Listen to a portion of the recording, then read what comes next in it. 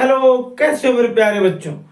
तो आज हम लोग बेटा कक्षा 12 की एक बहुत ही most important reaction naming reaction है, और जो बोर्ड पेपर के लिए तो इंपॉर्टेंट है ही, इसके साथ साथ वह अदर कॉम्पिटिटिव एग्जाम के लिए भी इंपॉर्टेंट है, चाहे वो जेई हो और या हो नीट जैसे एग्जाम। तो इस नेमिंग रिएक्शन को बेटा हम लोग कहते हैं विलियमसन संश्लेषण।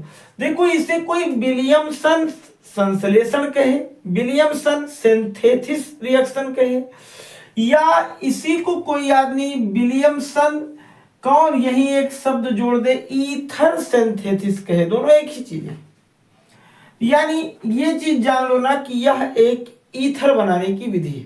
क्या बनाने की? ईथर। तो हम लोग विलियमसन संश्लेषण मेथड से क्या तैयार करते हैं? ईथर। तो चलो बिना देर किए, और मैं एक चीज बताऊं बेटा, कॉपी कलम लेकर के बैठा करो और साथ साथ इसको लिख लिया करो। दूसरी चीज, जब तक मैकेनिज्म नहीं समझोगे तब तक आएगा नहीं, इसलिए बहुत छोटे से पार्ट में हम लोग इसको कंप्लीट कर रहे हैं, तो पूरा का पूरा जरूर देखना। बात समझ में आई? लो चलो, तो सबसे पहले करते क्या है, देखो यहां एक चीज है कि जब हम लोग एक चीज ले लें, क्या, जब एल्किल हैलाइड को, देखो एल्किल हैलाइड है तो तुम लोग एक चीज ये भी कह सकते हो कि सर ये एल्किल हैलाइड की केमिकल प्रॉपर्टी भी है। चलो, तो यहां मैंने क्या कहा कि जब एल्किल हैलाइड को सोडियम एल्काक्साइड के साथ, क्या बताया कि जब किसको, एल्किल हैलाइड को सोडियम एल्काक्साइड के साथ क्रिया कराया जाता है, यानी एल्किल हैलाइड को सोडियम एल्काक्साइड से क्रिया कराने पर क्या प्राप्त होता है? ईथर प्राप्त होता है। क्या होता है कि एल्किल हैलाइड को सोडियम एल्काक्साइड के साथ रिएक्ट करने पर या रिएक्शन कराने पर हमें क्या ऑब्टेन होता है? हमें मिलता क्या है? ईथर। समझ में बात आई? देखो, एल्किल हैलाइड में मेरे पास है RX, एक सिंपल सी चीज। देखो कितना इजी है, एल्किल हैलाइड का मतलब RX हो गया, और ये दूसरी चीज मेरे पास बेटा सोडियम एल्काक्साइड है। एल्काक्साइड माने एल्केन का कोई ऑक्साइड, चाहे वो मेथेन हो, एथेन हो, प्रोपेन हो, ब्यूटेन हो। तो यहां हम लोगों ने क्या ले लिया, यहां हम लोगों ने ले लिया, मान लो जैसे सोडियम एल्काक्साइड का फार्मूला होता है बेटा RONA, तो हम लोग रोना वही, तो चाहे वो Na को इधर लिख दिया मैंने और O ऐसे, और R मैंने कहा लिख दिया यहां। तो एक चीज इसी साथ और जान लो कि जो विलियमसन संश्लेषण मेथड होता है ईथर का, ये सिमेट्रिकल और नॉन सिमेट्रिकल दोनों टाइप की ईथर बनाता है। मतलब इस मेथड से तुम सम्मित ईथर भी बना सकते हो और असम्मित ईथर भी बना सकते हो। बढ़िया मेथड है ना? अगर भाई दोनों बना रहा है बहुत बढ़िया मेथड है। तो चलो बिना देर किए अब आगे चलते हैं। अगर बेटा हम लोग ऐसे रिएक्शन पहले देख लें, देखो तुम्हें ये मालूम है कि X की electron negativity, X means hydrogen, hydrogen की इलेक्ट्रॉन निगेटिविटी ज्यादा होती है कंपेयर टू कार्बन, इसलिए इस पर निगेटिव आया और इस पर डेल्टा पॉजिटिव, पता है। दूसरी चीज पता है, ये O पर निगेटिव हो गया और Na पर क्या हो गया? पॉजिटिव। तुम्हें मालूम है कि अब इसमें मैंने क्या किया, अगर मैं इन दोनों को एक साथ कर दूं, ध्यान पूर्वक देखना, एकदम देखना, इतना समझ में आ रहा, मैंने इन दोनों को अगर साथ किया तो तुम्हें मालूम होगा कि O ने R को अप्रोच किया और ये तीनों मिलकर के एक नया कंपाउंड बना लिया। क्या बने? यहां मेरा बन गया ROR, और ये जो दोनों बचे थे उसे मैंने लिख दिया NaX। कोई दिक्कत? कितना इजी है ना। देखो, अगर कोई आदमी इसी R की जगह एक काम किया, मैं इसको आगे लिख दूं पीछे लिख दूं कोई मतलब नहीं, मैंने यहां लिख दिया R' और यहां लगा दिया ONA, और यहां मैं लिख दिया क्या, यहां लिख दिया क्या, यहां लिख दिया RCl, Cl को इधर कर दिया और यहां मैं कर दिया R। देख बेटा, इस पर मैंने डैश लगा दिया और इस पर मैंने कुछ नहीं लगाया। अब मैं अभी देख रहा था कि दोनों R एक जैसे हैं, सिमेट्रिकल बना। अब मैं क्या कर रहा हूं, मैं इनको अलग अलग, यानी अनसिमेट्रिकल, नॉन सिमेट्रिकल जिसे कहते हैं, असम्मित, माने दोनों एल्किल मेरे अलग अलग हैं।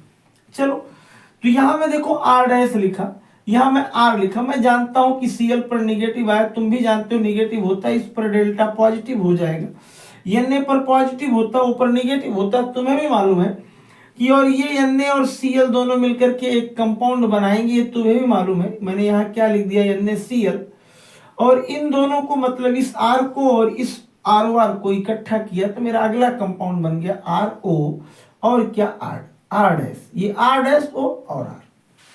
देखें तो इस तरीके से तुम्हारा एक सिमेट्रिकल बना और एक नॉन सिमेट्रिकल बना। तुमने भी शुरुआत में क्या कहा था कि सर विलियमसन संश्लेषण में एल्किल हैलाइड को सोडियम एल्का ऑक्साइड हो, एथाक्साइड हो, प्रोपाक्साइड हो, ब्यूटाक्साइड हो, किसी के साथ क्रिया करा करके हम लोग ईथर प्राप्त कर लेते हैं। सर सिमेट्रिकल भी बनता है, नॉन सिमेट्रिकल बनता है। बात सही है, तुमने दोनों को देख लिया। चलो एक छोटा सा और एग्जांपल मैं लेता हूं, यहां देख लो। ये मैंने यहां लिख दिया क्या, CH3O, और यहां लिख दिया क्या, Na। या मैं एक दूसरा लिखा क्या, CH3 और लिखा Cl। देखो तुम लोगों को मालूम है कि Cl पर निगेटिविटी ज्यादा होने के कारण निगेटिव और इस पर पॉजिटिव लगा, Na पर पॉजिटिव और O पर निगेटिव लगा, इतना तो तुम्हें मालूम ही है। तुमने कहा कि सर Na Cl के साथ भाग गया और CH3O और ये CH3 मिलकर के एक कंपाउंड मेरा डाइमेथिल ईथर बन गया। क्या बन गया, CH3O CH3 का मतलब बेटा डाइमेथिल ईथर, और ये NaCl मेरा बाहर निकल गया। बात समझ में आई? समझ में आ गया ना, कोई दिक्कत तो नहीं है। चलो इसको स्क्रीनशॉट ले लो, फिर मैं आगे की बात बताऊं। स्क्रीनशॉट ले लो इसको, फिर देखो। अब यहां देखो एक अगली चीज ना, कुछ लोग कहते हैं कि सर क्या मैं इसी टाइप के बना सकता हूं एक चीज, जैसे मैंने यहां लिखा CH3 और यहां लिखा O और लिखा Na, प्लस यहां में लिखा CH3 और इस Cl इधर कर दो। देखो पहली एक चीज, जो ये तुम्हारा ये वाला कार्बन होना चाहिए, ये चाहे सेकेंडरी, चाहे 2 डिग्री का हो, चाहे 3 डिग्री का हो, चाहे 1 डिग्री का हो, कोई दिक्कत नहीं। लेकिन एक शर्त है, अगर तुम लोग इसकी डिग्री, इस कार्बन की डिग्री अगर बढ़ा दिए, यानी ये लेस हिंड्रेस होना चाहिए, मतलब कि स्टेरिक जो इस पे हो, जो इस पे अल्फा कार्बन की संख्या हो वो कम हो।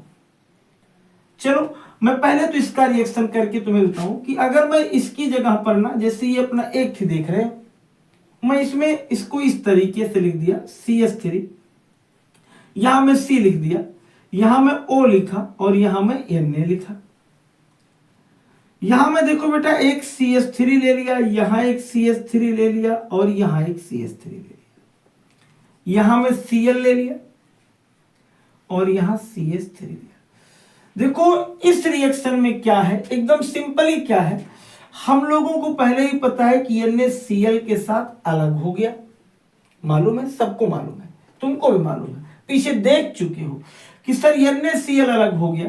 तुमने और तुमने मान लो यहाँ Na तुमने लिखा और यहाँ तुमने Cl लिखा था, तुमने इन दोनों को अलग किया, एक कंपाउंड क्या बनाया, ये देखो तुमने CH3 बनाया, फिर यहाँ C लिखा, यहाँ CH3 लिखा, यहाँ CH3 लिखा, यहाँ O बनाया और यहाँ CH3।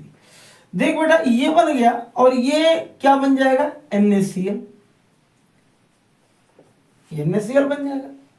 ये तो पॉसिबल है, लेकिन अगर कोई क्या कर दे, यदि कोई आदमी, इसका मतलब कि पहली चीज तो ये जान लो कि ये SN1 है कि SN2। जब दोनों के सबस्ट्रेट दोनों यूज होंगे किसी रिएक्शन में, दोनों रिएक्टेंट दोनों सबस्ट्रेट यूज हो रहे हैं, तो उसे हम लोग कहते हैं SN2 रिएक्शन। तो इसका मतलब ये जो रिएक्शन है वो SN2 टाइप का है। एक बात तो कंफर्म हुई। चलो सर एक काम करें, स्क्रीनशॉट ले लिया करो। एक अगली चीज कि सर अगर हम लोग एल्किल हैलाइड की जो स्टेरिक इंडेक्स है वो, या उस पर जो अल्फा कार्बन की संख्या उसको बढ़ा दें। चलो मैंने यहां देखो ये जो अपना ये था, मैंने ये लिख दिया CH3 और यहां लिखा C, यहां देख लो, यहां मैं लिखा CH3 और यहां लिखा C, यहां मैं लिखा CH3, यहां लिखा CH3 और यहां लिखा Cl। देख रहे हो, मैंने एल्किल हैलाइड वाले पार्ट में 3 डिग्री कर दिया। अब क्या होगा, और यहां मैंने क्या लिया Na और ये लिखा OR। चल भैया तुम जानते थे कि इस पर सर प्लस होगा और इस पर माइनस। अब जब तुम इस पर अटैक करोगे ना, किसका, तुम तो अटैक कुछ नहीं करोगे, सबसे पहले तुम करोगे क्या कि तुम इसका ना इधर देखो, तुम इसका जब इस पर लेकर आओगे तो ये क्या होगा, ध्यान से एकदम देखना। यहां मान लो R की जगह तुमने लिख दिया CH3, एक सिंपल सी चीज। चलो अब तुम देखोगे कि ये Cl% निगेटिव है और ये दोनों, तुम्हारे मन में क्या है कि सर ये दोनों बाहर निकल जाएंगे और मेरा ये आसानी से जुड़ जाएगा। लेकिन बेटा ऐसा कुछ नहीं होगा, इस रिएक्शन से ईथर नहीं बनेगा। क्यों? क्योंकि जो ये O निगेटिव है ना, ये पहले तलाश करेगा हाइड्रोजन आयन को। अरे इसको इसके पास जब आएगा अपने इलेक्ट्रॉन देने के लिए, उसके पहले इसको क्या मिल रहा है, ये हाइड्रोजन कवच है चारों तरफ से रक्षक। ये हाइड्रोजन यहाँ का देखो, यहाँ 2 बचेगा और यहाँ का एक हाइड्रोजन इसके साथ निकल जाएगा। लल्लू आई बात समझ में? और जब ये इलेक्ट्रॉन, हाइड्रोजन ने अपना एक इलेक्ट्रॉन इसे दे दिया, ध्यान से देखना, हाइड्रोजन ने जब एक इलेक्ट्रॉन इसे दिया और स्वयं इसके साथ निकल गया तो क्या होगा, ध्यान से देखना, तो क्या होगा, यहां तो CH3 रहेगा ही, ध्यान से देखना, फिर यहां C होगा। यहां देखो जब इस हाइड्रोजन ने अपना एक इलेक्ट्रॉन इस पर दिया तो CH2 पर माइनस हो जाना चाहिए, होना चाहिए। यहां तो CH3 पहले से है और ये मेरा Cl है। देखो यहाँ का एक हाइड्रोजन इसके साथ निकल गया, मिलकर के अपना बनाया, जो भी था भाग गया बेचारा मेरे पास से और CH3OH बना लिया। समझ में बात आई? बन गया, उधर गया। अब क्या होगा सर? अब कुछ नहीं होगा, Na+ मेरा मर्रा रहा है इधर उधर, कहां पाऊं, कहां मुंह मार दूं। इधर देखो ये H निकल गई, ये जो कार्बन है ना, इस इलेक्ट्रॉन को ट्रांसफर करेगा इस पर। क्यों? क्योंकि Cl एक प्रबल लीविंग ग्रुप है, वो बाहर निकलना चाहेगा, तो ये सोचेगा ना कि जाने दो, मैं इसको इलेक्ट्रॉन दे दूं। लेकिन अभी नहीं जा रहा है, वो ऑलरेडी वो है यहाँ, और जब इसने इस इलेक्ट्रॉन को यहाँ ट्रांसफर किया तो तुम जानते हो कि इस पर डबल बॉन्ड तो लग नहीं सकता है, कि लगेगा? नहीं लगेगा, क्योंकि Cl है। और जैसे ये डबल बॉन्ड लगता है बेटा, अब इसकी तुलना में ये पहले से ज्यादा स्टेबल कब होगा, जब ये Cl निकल जाएगा। ये Cl निकलेगा और यहां एक अगला कंपाउंड क्या बन जाएगा, NaCl। तो मैं सोच रहा था ईथर बनेगा, लेकिन बन क्या गया, एल्कीन बन गया। तो अगर तुम लोग कभी भी जैसे ये इस टाइप का, यानी जो बना मेरा वो क्या बन गया, जैसे मैंने यहाँ अगर नेमिंग किया तो तुम लोग इसे लिखोगे, मान लो यहाँ लिख दिए तुम 1 और यहाँ लिख दिए 2, यहाँ लिख दिए 3, यहाँ 1 लिख दिए, 2 लिख दिए, 3 लिख दिए, तो लिखोगे 1 इन और फिर 2 मेथिल और प्रोपेन जो भी है, प्रोप है। तो ये बन गया तुम्हारा ये। कब? जब तुमने एल्किल हैलाइड्स में क्या किया, एल्किल हैलाइड्स में कार्बन की डिग्री बढ़ा दी। यानी इसका मतलब कार्बन जब भी हो तो वहां एक ही, इतना ध्यान देना। लेस इन रेशो मतलब कि उसके पास अल्फा कार्बन ना हो, अगर होगा तो कभी भी ईथर नहीं बनेगा, एल्कीन में ट्रांसफर हो जाएगा। बात समझ में? तो चलो इसका स्क्रीनशॉट ले लो, और अगर समझ में आया हो तो अपने मित्रों तक भी शेयर करो और कमेंट बॉक्स में लिख देना यस सर आया बढ़िया से। फिर मिलते हैं हम लोग नेक्स्ट पार्ट में नई वीडियो के साथ।